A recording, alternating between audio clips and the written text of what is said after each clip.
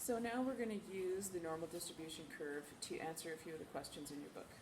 The first one I want to look at is example 2 on page 245. And it talks about some guy raising Siberian Husky sled dogs, blah, blah, blah.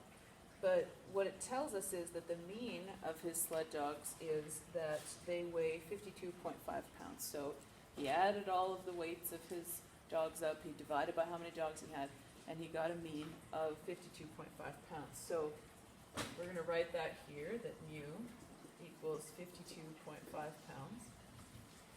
And the other piece of information that they give us is that the standard deviation is 2.4 pounds.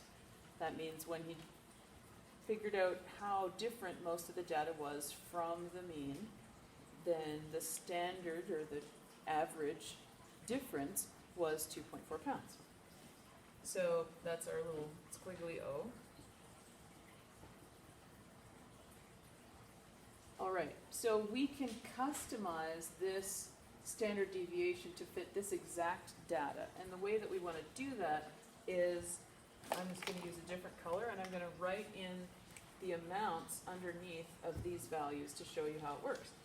This is my mean, so this is 52.5 pounds right there in the middle of his data.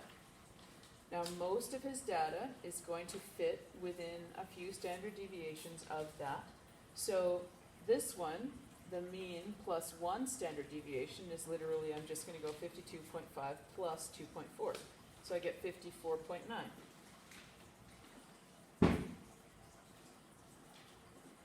And I can just write that under here, 52.5 plus, or we can even do it this way, 2.4 gave me the 54.9, and that is my mu, my mean, plus my standard deviation. It says plus 1. It gives you the formula right on the distribution curve. So back this way though, it says mean minus 1 standard deviation. So if I want to do this one, I'm going to have to go 52.5 minus 2.4. So I can see that 5 minus 4, blah, blah, blah. I got 50.1 there.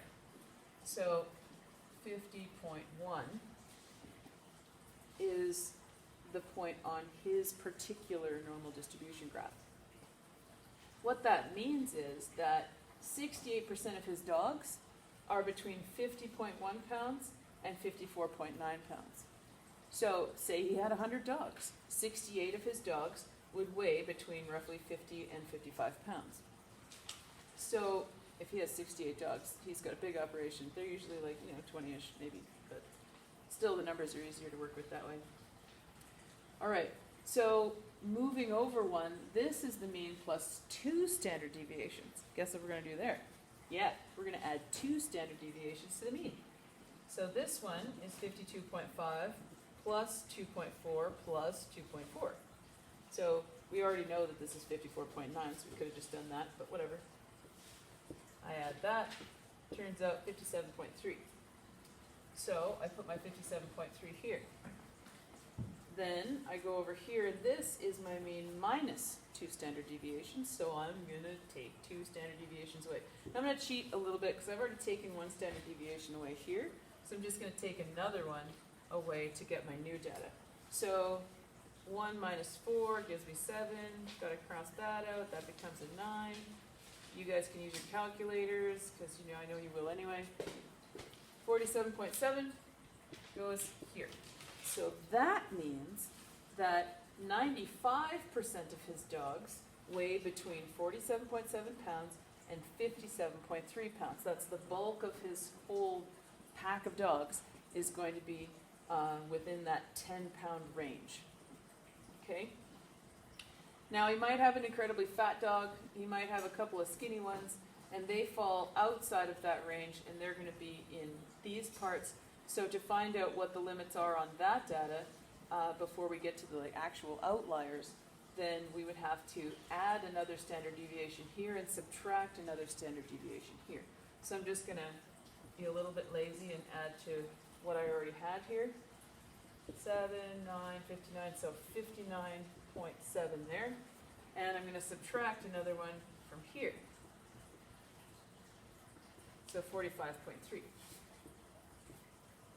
So that means that 99.7% of his dogs, rounded up, that would be like all of his dogs if he had 100 dogs, right?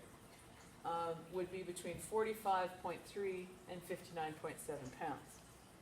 If you had a bigger data set than 100, then, like, say you had 1,000 dogs.